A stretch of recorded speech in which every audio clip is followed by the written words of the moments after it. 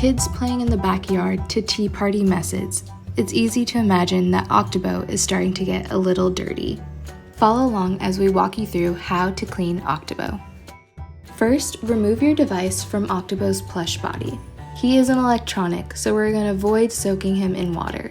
Find a dry brush or cloth to remove all the loose particles. Pat down the affected areas.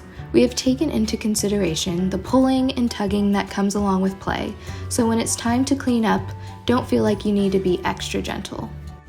For those hard to clean spots, use a damp cloth or your favorite kid-friendly cleaning products to wipe him down.